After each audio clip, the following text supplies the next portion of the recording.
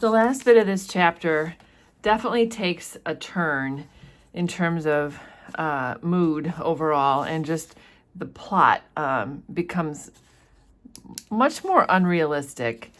So what goes on here to say that the next day, when Mark Fossie heard that she had come back, he literally goes and sits outside of the Special Forces area. So he's just sitting outside where those Green Berets have their barracks, just waiting for her. And he's just determined that at some point Marianne will come out, that she has to come out. He just assumes that's the case.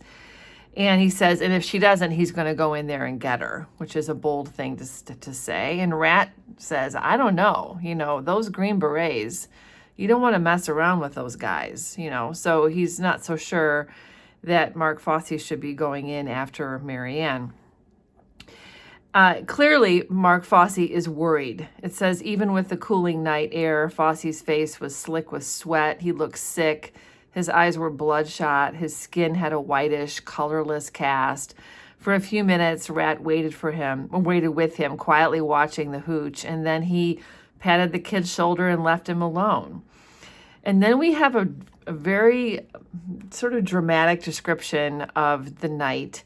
The night had gone cold and steamy, a low fog sliding down from the mountains, and out into the dark there was music playing.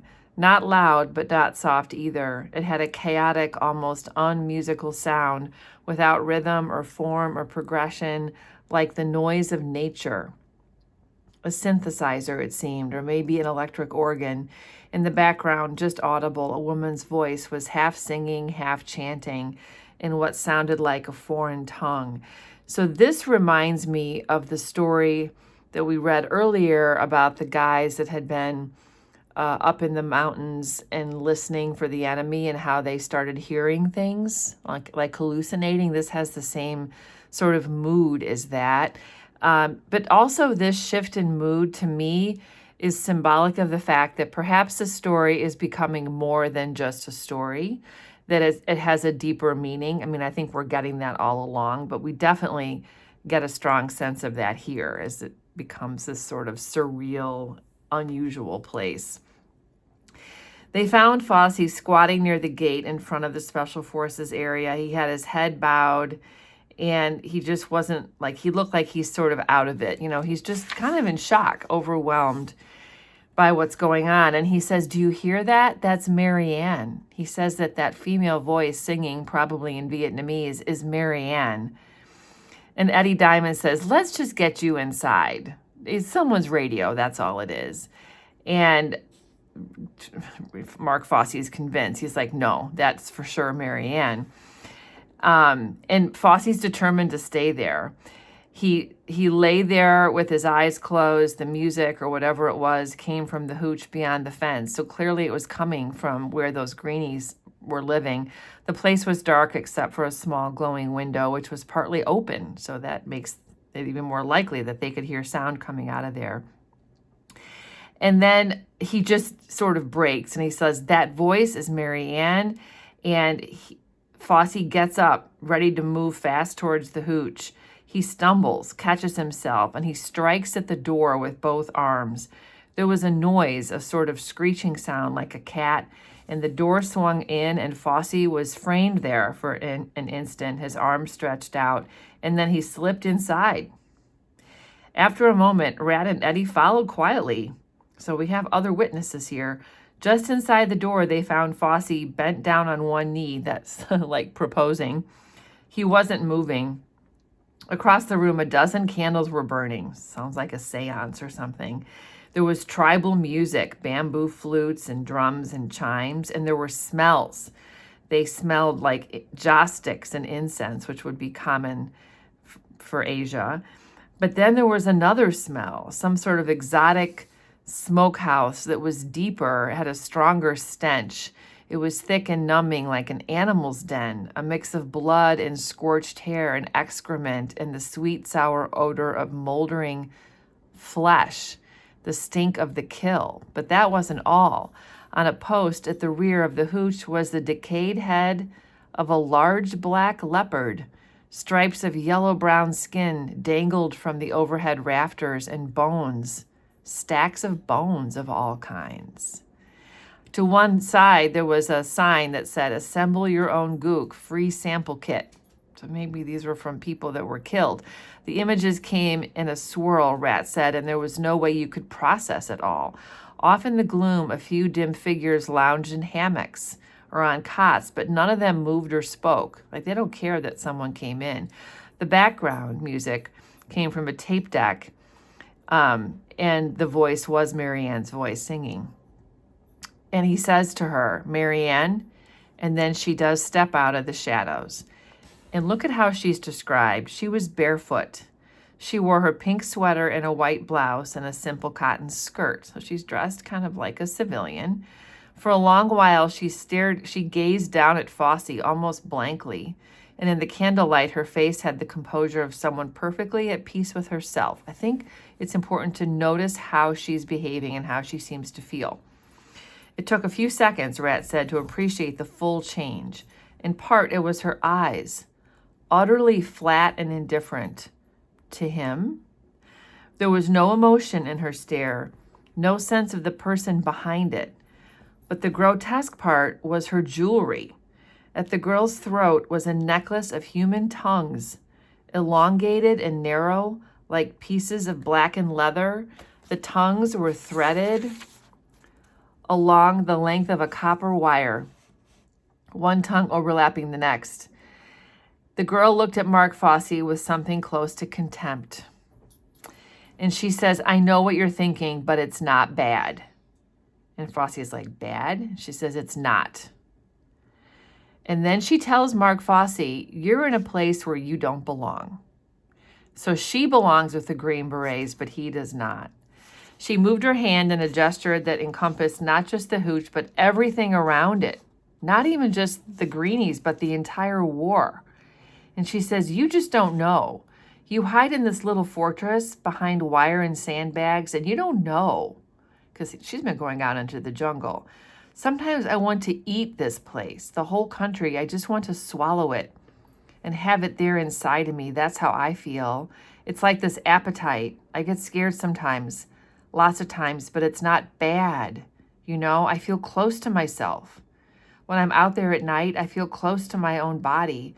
I can feel my blood moving, my skin and my fingernails, everything. It's like I'm full of electricity and I'm glowing in the dark.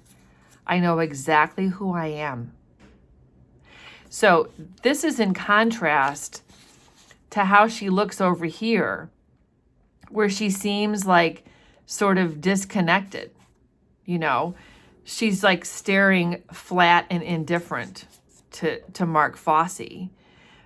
And she has this incredible change come over her. So looking at him, she's disconnected. But when she's out into the jungle, she's very connected to herself. And she knows exactly who she is. You can't feel like that anywhere else.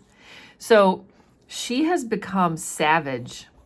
She is no longer civilized. And we get that because of this description of the tongues that she's wearing. And the way she's become sort of addicted to this thrill of being out in this dangerous Vietnamese jungle looking for the enemy. So all this was said without drama, as if to herself, her voice slow and impassive. She was not trying to persuade. For a few moments, she looked at Mark Fossie, who seemed to shrink away, and then she turned and moved back into the gloom. There was nothing to be done. And Mark Fossie's just rigid. He says, "Do something. I can't just let her go like that." And Rat's like, "Dude, you know, she's already gone. You've lost her to this savagery of the war." Rat Kiley stopped there almost in mid-sentence and doesn't tell anymore. And Mitchell Sanders gets mad. He's like, "Well, come on. What happened next? What happened to her?" And Rat kind of shrugs and says, 3 or 4 days later, I got orders to report here to Alpha Company. I jumped the first chopper out. That's the last I've ever seen of that place, and Marianne too." And Mitchell Sanders is like, "You can't do that. You tell us this incredible story. We don't know what happens at the end." So this just reminds me, they need these stories. I mean, they're telling these stories, and that's why they sometimes change over time and become more dramatic. because it helps them pass the time. It helps them connect to the reality of what they're doing and feel like they're not alone and all these things. These guys are invested in the story that Rat's been telling them, and they want to know what else happens. So finally Rat gives in and says, okay, but up to now, everything I've told you is from personal experience. What happens after I leave, I don't know firsthand, but I've heard things, and he said I can speculate some things. So he does admit that after he was shipped off to the Alpha Company where he is now with Tim O'Brien's group, he did bump into Eddie Diamond once when he was on R&R in Bangkok. And Eddie Diamond told him that he had heard from one of the Greenies that, she had stayed with them. And he says, there's more to this story based on what Eddie Diamond told him. And then before Rat tells the story, he does tell the guys that he loved Marianne, that he personally loved her. And he said, we all loved her because of the way she looked. She made you think about the girls back home, how pure and innocent they were, and how they'll never understand any of this, not in a billion years. Try to tell them about it, and they'll just stare at you with those big, round, candy eyes. They won't understand zip. It's like trying to tell somebody what chocolate tastes like. And Mitchell Sanders says, yeah, or shit. Well, there it is. You got to taste it, and that's the thing with Marianne. She was there. She was up to her eyeballs in it. After the war, man, I promise you, you won't find nobody like her. So they loved her at first because she was like a fresh, innocent civilian girl who reminded them of their home. Then maybe they loved her because she understood what maybe no other girl back home ever would understand. So he says, I got hooked, I guess. I loved her. So when I heard from Eddie about what happened, it almost made me. And he's like, well, he can hardly finish the sentence. And Mitchell Sanders like, come on, tell us the rest. Finish it up. So what happened to her, Rat said, and then he takes a moment. You come over clean and you get dirty. And then afterwards, it's never the same. A question of degree. For Marianne, it seemed, Vietnam had the effect of a powerful drug. That mix of unnamed terror and unnamed pleasure that comes as the needle slips in and you're risking something. The endorphins start to flow and the adrenaline, and you hold your breath and creep quietly through the moonlit nightscape. You become intimate with danger. You're in touch with the far side of yourself as though it's another hemisphere, and you want to string it out and go wherever the trip takes you and be host to all possibilities inside yourself. So this is the truth about the allure of battle. People do feel this way. And of course, they feel this way about a lot of things. I mean, it is something that you might feel with substance abuse and also other things that you might do that are dangerous, but there's a thrill effect to it. And this is what she was describing. She feels close to herself, deeper. Not bad, she had said. Vietnam made her glow in the dark. She wanted more. She wanted to penetrate deeper into the mystery of herself, and after a time, the wanting became needing, which turned to a craving. She became addicted to what she was doing with the Greenies. According to Ed Diamond, who heard it from one of the Greenies, she took a greedy pleasure in night patrols. She was good at it. She had the moves. She'd be all camouflaged up. She was so confident, and she loved it, the danger and the thrill so much that she stopped carrying a weapon. Now, not even the Green Berets did that. When she would sometimes take crazy death wish chances. It was like she was taunting some wild creature out in the bush or in her head, inventing it to show itself, a curious game of hide and seek. On occasion, when they were taken under fire, Marianne would stand quietly and watch the tracer rounds go by, smiling. So she's absolutely hypnotized by the entire thing.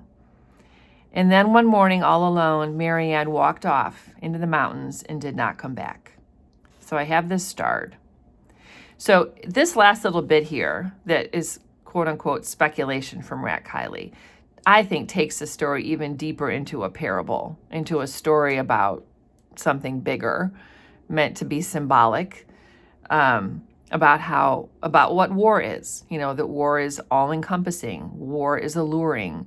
War can change who you are. She is becoming, as she disappears into the jungle, part of the land, which indicates that like war becomes part of your life. It never goes away. You know, you leave the front and you go back to civilian life, but the war goes with you. And that's what is being discussed here too. No body was ever found, no equipment, no clothing.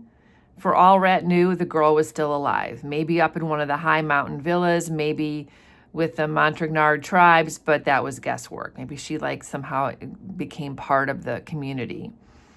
There was an inquiry, of course. Mark Fossie was busted to PFC, shipped back to a hospital in the States. He was blamed for bringing her, of course, and 2 months later received a medical discharge. Mary Ann Bell joined the missing. So these poor parents. But the story did not end there. If you believe the Greenies, Rat said, Mary Ann was still somewhere out there in the dark. Odd movements or odd shapes. Sometimes they would see late at night and they would think, oh, it's her. She's out there. She had crossed to the other side. She was part of the land. This is important too. I feel like all these things could be evidence for papers. This particularly shows how a person goes through a coming of age moment.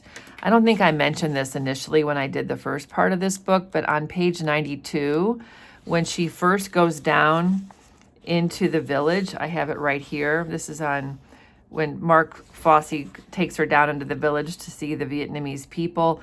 When they're coming back, she strips down to her underwear and she swims in the Song Trabong River. This could be considered, it's like a baptism sort of image, but you could imagine it being like the first step that she takes into becoming part of the land, part of Vietnam, which at this point now she has fully crossed into, wearing her culottes, her pink sweater, her necklace of human tongues. She was dangerous. She was ready for the kill.